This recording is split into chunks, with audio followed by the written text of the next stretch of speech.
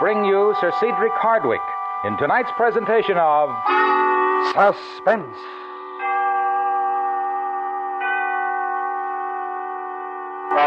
Tonight presents a story about the most infamous poisoner who ever lived. The Diary of Dr. Pritchard. Our star, Sir Cedric Hardwicke.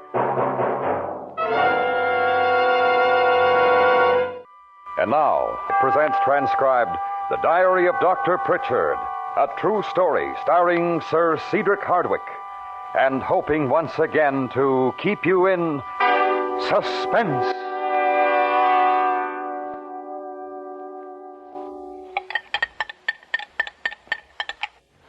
There we are, Lily.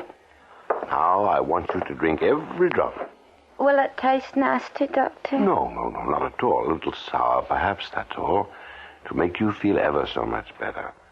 Hold your nose if you like, and mind you, every drop. Come along. It wasn't so bad. Not very nice, sir. Have to take the bitter with the sweet, Haha, naughty girl. Too many treacle tarts, eh?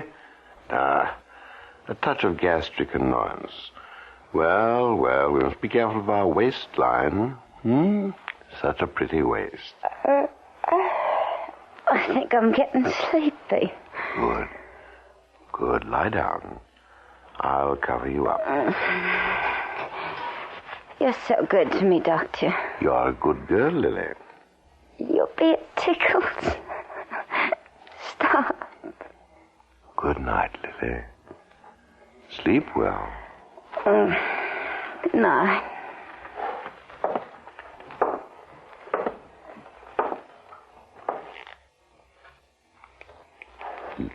Lily? Lily?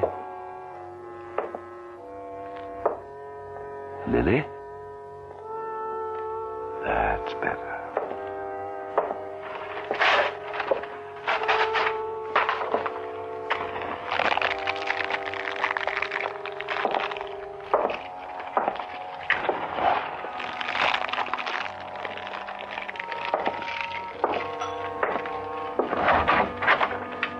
Good night, Lily.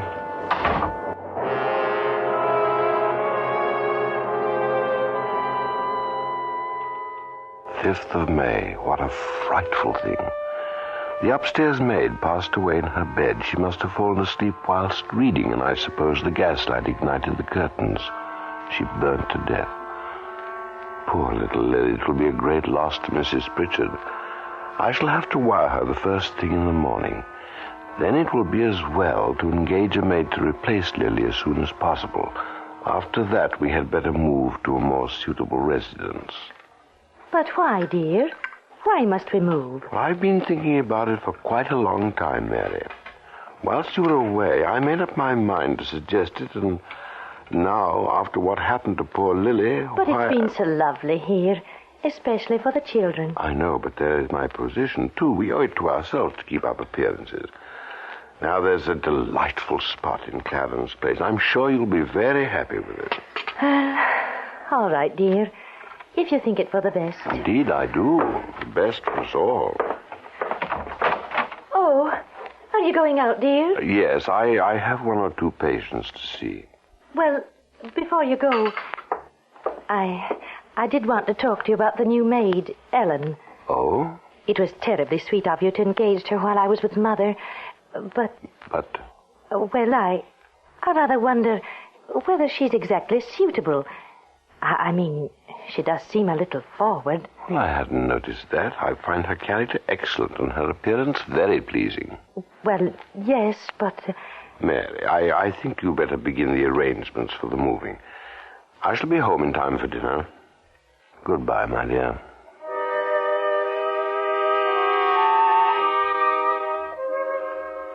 9th of May. Dear sweet Mary, how she does worry about every little detail. How can one man be so blessed with such a loving wife and family? I must provide only the best for them. I do hope that Mary likes the new house. I'm sure that she will once we are settled.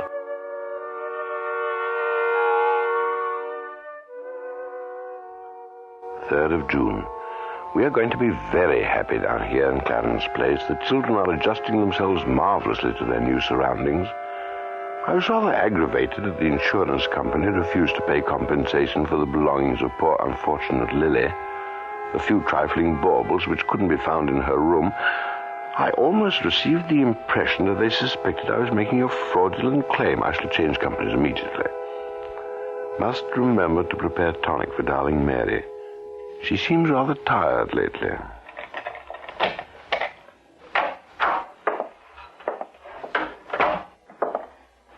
Good evening, Doctor. Good evening, Ellen. Everything all right today? Oh, yes, sir. That's good. And what has cook prepared for dinner? Eh? Something I'm sure you'll like, sir. By the way, sir, I forgot to thank you for the pretty things you left in my room the other day. They must have been awfully expensive. Not at all, my dear. You're a very obliging girl. The baubles were nothing at all. Nothing. Where is Mrs. Pritchard? Upstairs, sir. She's not feeling very well. Took a lie down after tea. Dear me, I must run up. Ah, your night off, isn't it, Ellen? Yes, sir. Quite. I should know, shouldn't I? I may have to go out myself later to see a patient. Oh, yes, sir. Right you are, Ellen. Perhaps I can drop you off somewhere. Eh? Thank you, sir. Thanks awfully. Not at all. Tell cook I shall be ready for supper in 10 minutes. Very good, sir.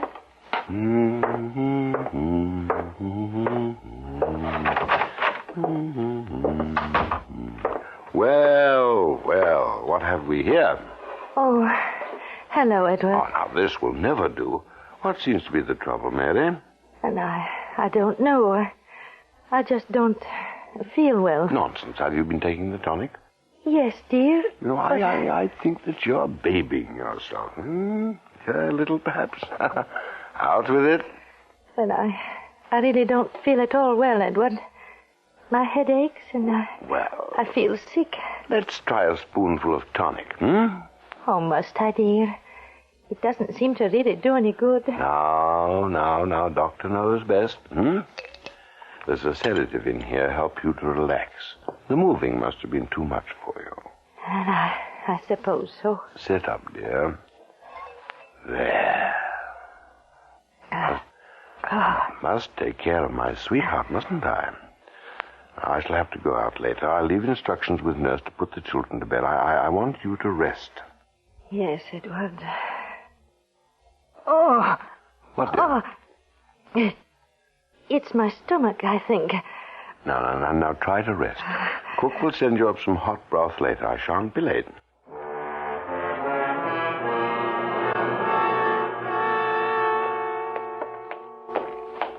I had a lovely evening, sir. I'm so glad, Ellen. Sir, don't you think that I ought to go round to the service entrance? Of course not, silly girl. I walked you home, didn't I? Oh, yes, sir. Before we go in, Ellen, don't you think... Someone will see. No, it's too dark here. Your beard, it tickles. Lord, what was that?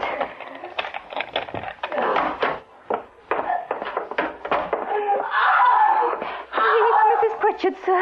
Oh, Lord, she's been murdered. Go to your room, Ellen. Immediately.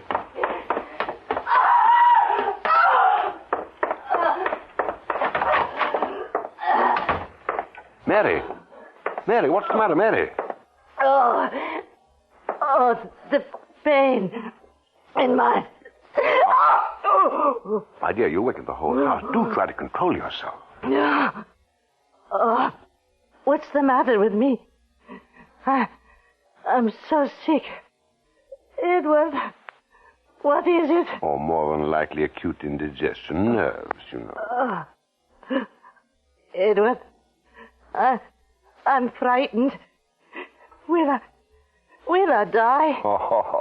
Oh, you old girl, you? Oh, you're as healthy as an ox.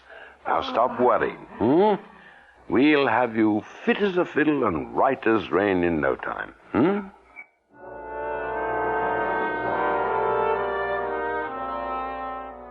10th of June. I am at my wit's end. Following her seizure a week ago, Mary seemed to improve. Then she came down again with terrible pain. My poor dear girl. She has sent for her mother, who is coming over from Edinburgh. I could not deny her wish, and I shall be overjoyed having Mrs. Taylor here. Some of our friends are talking about a consultation, in particular Dr. Gardner. I've given him my diagnosis. He seems to agree, but there is some doubt.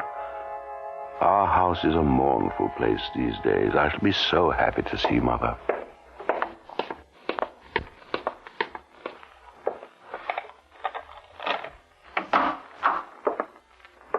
Edward? Hello, Mother. Welcome. Welcome. How is my sweetheart? Your wife is very, very ill, Edward. I want to talk to you about her. Yes? What are you up to, Edward? I beg your pardon? What's the matter with Mary? If I knew, do you think she'd be suffering the way she is? Now, listen to me. I telephoned Dr. Gardner and... This is extremely unethical, Mother. If my daughter dies, that'll be more unethical, Edward. She was perfectly well when she visited me last month. Perfectly. Now she is not. Do you find that unusual? Dr. Gardner doesn't quite agree with your diagnosis. He feels that it's not his place to interfere, but that Mary should have hospital attention. I think that I may be the better judge. I can't force you to listen to Dr. Gardner, Edward. But I'm staying here to look after Mary. Is that clear? If you feel it's your place... I shall be with her day and night. I'm going to prepare her food, everything. Oh, I see. I'm glad that you do, Edward. It'll make everything so much better.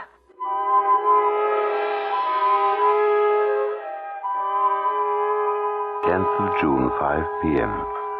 What an extraordinarily good woman is Mrs. Taylor. It relieves me of such a burden. Ah, motherhood, like a tigress protecting her young.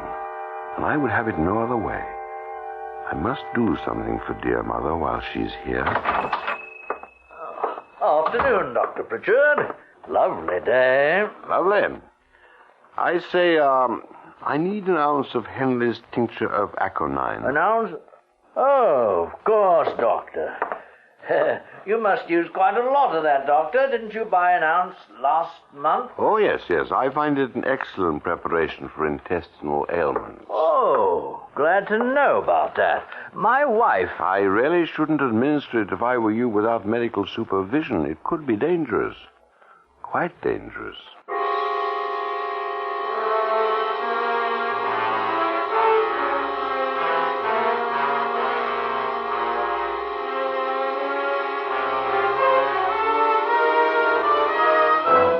Sir Cedric Hardwicke in The Diary of Dr. Pritchard. Tonight's presentation in radio's outstanding theater of thrills, Suspense.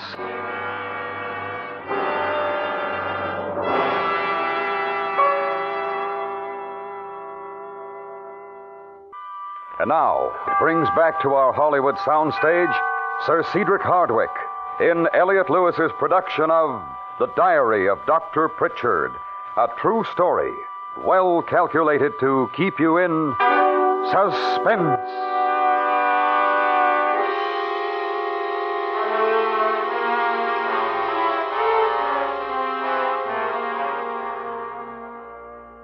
Two days since Mother Taylor arrived, how splendid she has been. She idolizes Mary and doesn't move from her side night or day.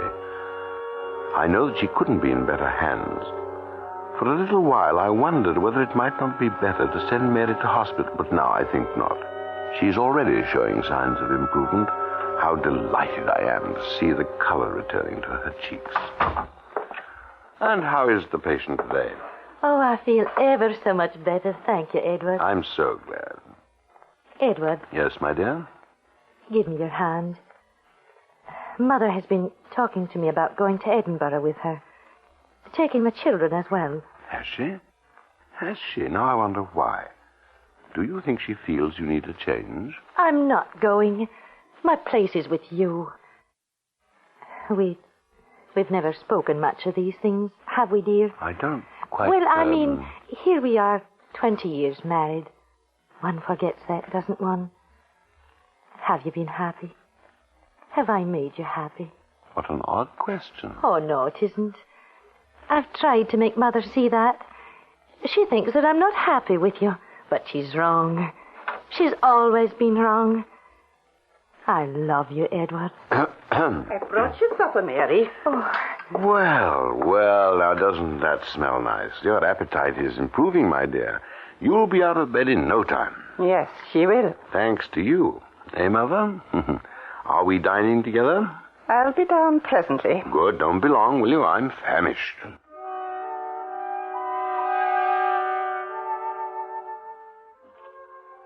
June 15th, 8 p.m. I really believe things are getting better. Mary finished every scrap of her food, and when I went up to say goodnight, she looked positively radiant. I must say that dinner with Mother was a pleasure, and very soon now all will be as it was before. Mother will be gone. I think I shall go to the music hall tonight. It's the servants' night off, and I should like to get out of the house. It'll make a change after the strain I've been through. I know Mother will take care of Mary.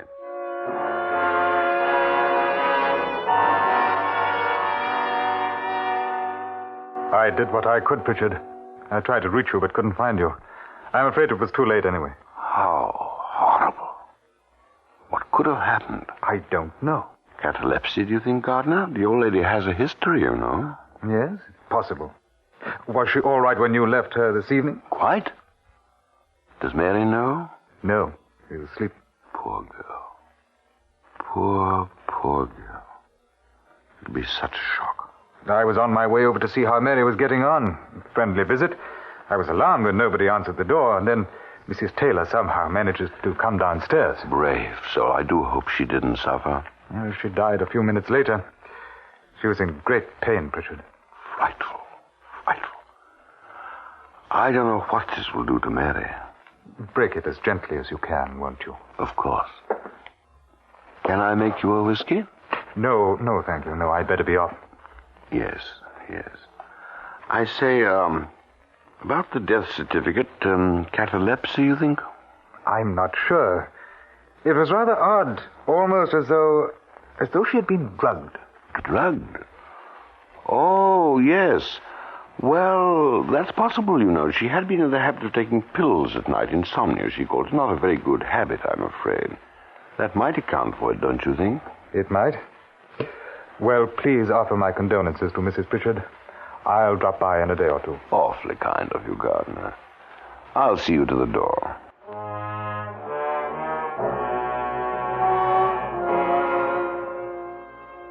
June 16th. In the midst of life, we are in death. How sorry a truth in our house. We are in mourning. A fine old lady has died. Mary took the news bravely, and once again we are together, alone.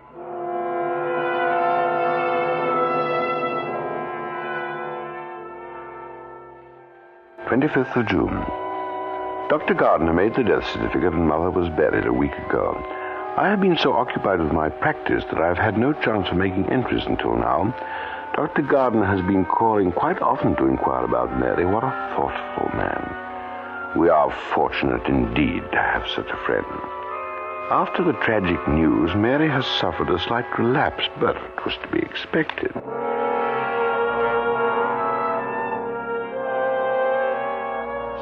July 6th. Little improvement in my dearest Mary's health. Last night a severe attack.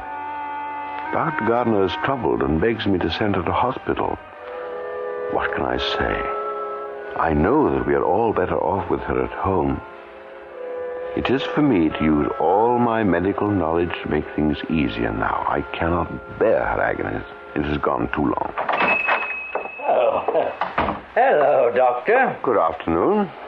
I have one or two prescriptions for you to fill. Very good, Doctor. Oh, and I think you can add half an ounce of Henley's tincture of aconine. Goodness gracious, Doctor. Every indigestion case in the city must come to you. Oh, well, I'm not really so popular, you know. Still, the medicine does serve its purpose.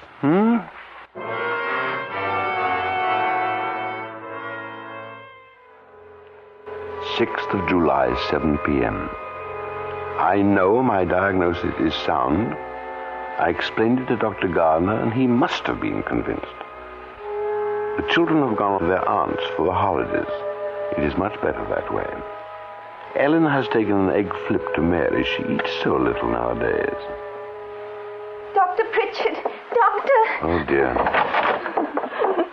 Ellen, I have asked you to knock... I'm sorry, sir, but what I gave the madam, I tasted it. Why? Why did you taste it? I'm sorry, sir. She asked me to. It's awful. Burning like I don't think she should have it. It must have been bad or something. I feel awful sick. Go downstairs, Ellen. She oughtn't to drink. It's so rubbish. Now, I'll take care of it, Ellen. Go downstairs now. Yes, sir. All right. You only took a sip, didn't you? Yes, sir, but it was... Well, ask cook to give you a glass of milk. You'll be all right. I will. How annoying.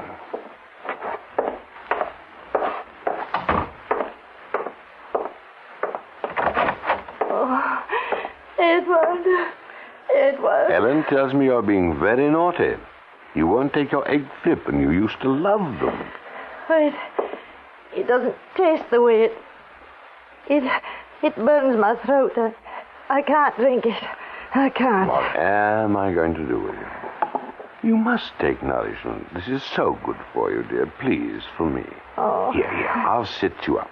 No, I'll be all right. No. I expect the children to behave this way, but not my Mary. Drink it up. Oh, no. It'll kill me, please. No, I can't. I'm afraid you must, my dear. Oh, no, please.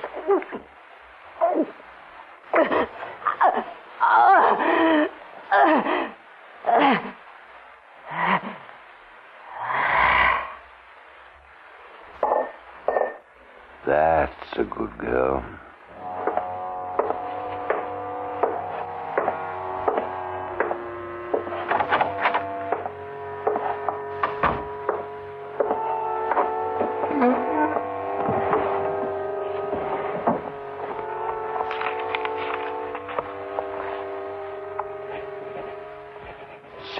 July, 8 p.m. Tonight, my darling wife, Mary Jane Pritchard, passed from this life. Her last words were of love, and in her eyes was tenderness. How shall I live without her? What nobility and goodness she possessed. I cannot find words with which to describe my feelings at this moment. I do hope that Ellen is not indisposed, foolish little thing. She might have been very ill indeed tasting what she did. What a tiny waist she has, and how she loves to stroke my beard. Ah, little Ellen. Dr. Pritchard? Ah. Good evening, Gardner. We've just come from the chemist shop, Pritchard. We know about your purchases there. Really? Tincture of aconite, that's what you used, isn't it? I should have known that's what killed Mrs. Taylor. No, Dr. Gardner, I'll take care of this. Your wife is dead, Dr. Pritchard. I warn you that anything you say may be taken down and given in evidence against you. I imagine it will be. Why? Why did you kill them? So many reasons. All things considered, I thought it for the best. You probably wouldn't understand. I shall have to ask you to come along to the station with me, sir. Oh. Yes. Yes, of course. I wonder, though, if you'd mind waiting for just one moment. I have one last entry to make in my diary. Mary, my darling, and you, Mother Taylor, soon, quite soon, we shall meet in happier circumstances in a far happier place. How could it be otherwise? I have no fear, only regret that no one will know my last thoughts. I close this entry with these words to whom it may concern. For he who lives more lives than one, more deaths than one, must die.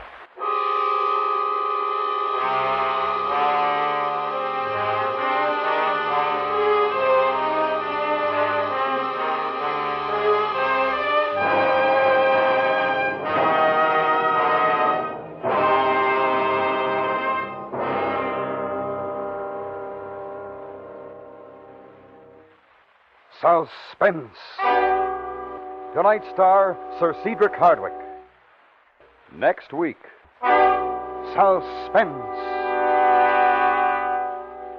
The Diary of Dr. Pritchard was written for Suspense by Anthony Ellis. Suspense was transcribed and directed by Elliot Lewis. Music was written by Lucian Morowick and conducted by Lud Gluskin.